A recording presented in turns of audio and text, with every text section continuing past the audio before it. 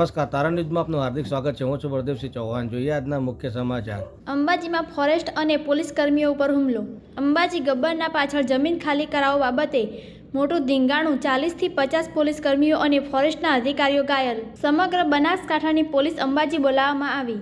અંબાજી નજીક ગબ્બર રોડ પર આવેલા પાડલિયા ગામે આજે પોલીસ અને ફોરેસ્ટ કર્મચારી અધિકારીઓ પર હુમલાની ઘટના બની હોવાની માહિતી મળી છે. અંબાજી નજીક પાડલિયા ગામે ફોરેસ્ટની જમીન વિવાદમાં બબાલ થઈ હતી. આ દરમિયાન સ્થાનિક લોકોએ પહેલા ફોરેસ્ટ ટીમ અને બાદમાં પોલીસ ટીમ પર હુમલો કર્યો હતો, જેમાં પીઆઈ આરબી ગોહિલ સહિત અનેક પોલીસ અને ફોરેસ્ટ કર્મીઓ અને અધિકારીઓ ઘાયલ થયા છે.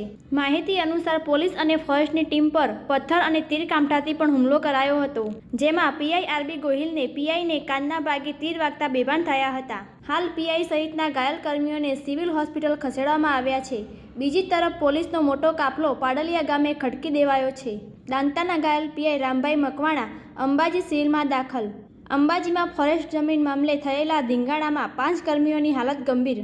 અંબાજી અને દાંતાના બંને પીઆઈ ગંભીર રીતે ઘાયલ થતાં પાલનપુરની માવજત હોસ્પિટલમાં ખસેડાયા. રિપોર્ટર રમેશભાઈ ગોહિલ, અંબાજી સાથે તારણ ન્યૂઝ.